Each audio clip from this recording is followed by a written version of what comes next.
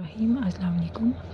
आज हम स्टार्ट करेंगे अपना first lecture part of chemistry. अल्हम्दुलिल्लाह बायोलॉजी के लेक्चर्स के इतने अच्छे रिस्पांस आ रहे हैं कि लोग इस चीज़ को चाहते हैं कि मैं उनको केमिस्ट्री भी टीच करूं। इंशाअल्लाह ताला जिस तरह से मैंने आपको कंसेप्चुअल बायोलॉजी पढ़ाई है, इसी तरह मैं आपको कंसेप्चुअल केमिस्ट्री और फिज़िक्स भी पढ़ाऊँगी वेरी सून। सबसे पहले हम लोग before starting the chemistry of class 9 हम पहले इसकी देखते हैं कंटेंट्स। इसके टेबल ऑफ कंटेंट्स में कौन कौन से इसके टॉपिक शामिल हैं। First is the state of matter and phase change. Matter कितने स्टेट्स की होती है एंड कौन कैसे फेजेस जो हैं वो उसके अंदर चेंज होता है, ये सब कुछ हम इस चैप्टर के अंदर स्टडी करेंगे। सेकेंड चैप्टर है that is atomic structure, then chemical bonding, tissue chemistry, energetics, equilibria, acid-base chemistry, periodic table and periodicity, group properties and elements, environmental chemistry, hydrocarbons, empirical data collection and analysis, laboratory practice and practical skills. Last is the glossary, index and bibliography. ठीक है। Okay dear students, आपने ना एक काम ज़रूर करना है। आपकी चाहे बायो की बुक है या आपकी केमिस्ट्री की बुक है, फिज़िक्स की बुक है, कोई भी आपकी बुक है, आपने अपना एक गोल सेट करना है, ठीक है। और वो गोल में आपने क्या सेट करना है, उस गोल में आपने ये डिसाइड सेट करना है कि आपने रोज़ कुछ भी हो जाए आपने अपने उस गोल से पीछे नहीं हटना। आपकी अगर कंप्यूटर साइंस के स्टूडेंट्स हो, साइंस के स्टूडेंट्स हो, आर्ट्स के हो, जिस किसी भी सब्जेक्ट से आपका लिंक है, आपने एंड पे जो ग्लॉसरी है, ग्लॉसरी में जो डेफिनेशंस दी हुई हैं, आपने उनको बहुत अच्छे तरीके से समझना है। और डेली अपना टारगेट रख लो कि आपने दो डेफिनेशंस ज़रूर लर्न करनी है, ठीक है। ग्लॉसरी के जितनी भी चीज़ें दी होती हैं ये तमाम डेफिनेशंस होती हैं और इन डेफिनेशंस के अंदर से पेपर के अंदर क्वेश्चंस लाजमी आते हैं, पेपर में आते हैं, आपके कॉम्पिटिटिव एग्ज़ाम्स में आते हैं और इसी के अंदर से ही क्वेश्चंस आते हैं उन इंटरनेशनल टेस्ट्स के अंदर जो आप अपने सब्जेक्ट से रिलेटेड किसी भी फील्ड में जाने के लिए देते हैं। बायो और केमिस्ट्री और फिज़िक्स से 3 बेसिक्स हैं साइंस की। आप यूनिवर्सिटी में पाकिस्तान में एडमिशन लें, पाकिस्तान से बाहर जाएं, ये डेफिनेशंस जो हैं हमेशा आपके साथ रहेंगी। एक दफ़ा आपको इनका कॉन्सेप्ट क्लियर हो जाएगा दैन आपके लिए एग्ज़ाम्स को क्लियर आउट करना, टेस्ट को देना कोई मुश्किल नहीं रहेगा। जैसे आज मैं अब आपको पढ़ा रही हूँ, वर्ड्स को देख के, डेफिनेशंस को देख के मैं आपको बता देती हूँ कि किस चीज़ के बारे में है। ये तमाम चीज़ें वो तभी पॉसिबल हुई थी जब मैं ख़ुद से पढ़ती थी।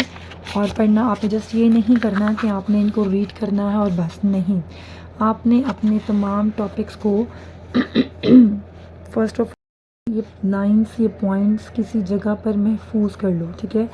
आपने जो है हर टॉपिक को पहले अच्छी तरह रीड करना है। जब आपने रीड करना है उसकी प्रोनाउंसिएशन क्या है, उसको एग्जैक्ट किस तरह से स्पेल करते हैं हम लोग, आप लोगों ने उसको देखना है।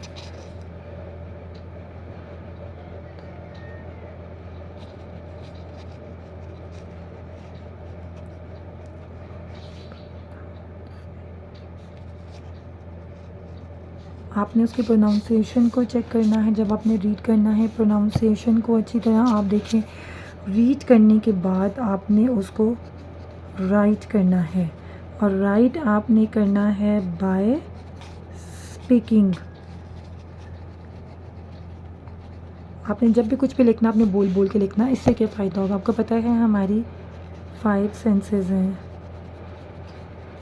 जब हम लोग कोई भी काम करते हैं 5 सेंसेस को इन्वॉल्व करके, तो वो चीज़ें ज़्यादा अच्छी तरीके से हमारे माइंड में या हमारे ब्रेन में लॉक होती हैं जब हम इन 5 सेंसेस को यूज़ करके कोई भी काम करते हैं, ठीक है। आपको पता है 5 सेंसेस में हमारी आइज़, अब जब मैं पढ़ रही हूँ, ठीक है, देखो मेरी आइज़ भी इन्वॉल्व हैं, मेरे ईयर भी इन्वॉल्व हैं, मेरी सेंस ऑफ टच भी इन्वॉल्व है in the form of writing, ठीक है।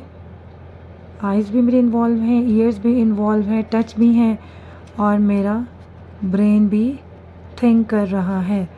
इस वक्त देखें मेरी तमाम चीज़ें इकट्ठी काम कर रही हैं। अगर मैं सिर्फ पढ़ लूँ और चुप करके पढ़ती जाऊँ और चुप करके पढूँ तो उसका कोई फ़ायदा नहीं होगा। जब आप लोग किसी भी काम को याद करें, उसको लिखें और लिखना है आपने बोल के लिखना है, तो आपकी जो है इतनी सारी सेंसेस एट अ टाइम काम कर रही होती हैं, वो चीज़ आपको ज़्यादा अच्छी समझ आती है। कोई ऐसा टॉपिक जिसका ना कभी फँस जाए, आपको नहीं समझ आ रही, तो आप वहाँ पर ये वाला फ़ॉर्मूला अप्लाई करें। आप उस चीज़ को पढ़ें, पढ़ने के बाद ऊँची-ऊँची बोलें, आपके कान उसको सुनें, आपके दिमाग उसको सुने, आप उसको लिखें, ताकि जो है वो आपके ब्रेन के अंदर अच्छी तरह लॉक हो जाए। ठीक है? ये तमाम आपकी डेफिनेशन बायो की बुक में भी हैं, केमिस्ट्री में भी हैं, फिज़िक्स में भी हैं। डेली का टारगेट कर लें कि आपने बस 2 या 3, इससे ज़्यादा नहीं। इस बुक से भी 3 कर लें, बायो की बुक से 3 कर लें, केमिस्ट्री की बुक से 3-3 कर लें, और 3-3 तो याद करना कोई मुश्किल भी नहीं है। नहीं 3-3 कर सकते, बट एटलीस्ट 2-2 आप ज़रूर याद करें।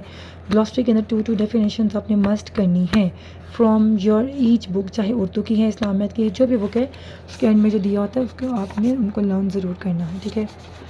ये तो था एक जस्ट जनरल सा इंट्रोडक्शन। ये मैं आपको बताना चाह रही थी कि आप जब पाकिस्तान से बाहर जाते हैं या कोई किसी भी यूनिवर्सिटी का एग्ज़ाम देते हैं, तो वहाँ पर आपका रट्टा काम नहीं आता। वहाँ पर आपकी सिर्फ़ और सिर्फ कॉन्सेप्चुअल स्टडीज़ ही काम आती हैं। Now let's start with the first chapter, that is the state of matter and phase change. Matter की कितनी स्टेट्स हैं और फेज़ कैसे चेंज होता है, मैटर क्या है, फेज़ क्या है, स्टेट्स क्या हैं, चेंजेस क्या हैं, मैं इन सब चीज़ों को आपको वन बाय वन डिटेल में बताऊंगी, and you have to look at each and every very carefully. Student learning outcomes. अब अच्छा जी, आपने इस चैप्टर में क्या क्या पढ़ेंगे? हम पढ़ेंगे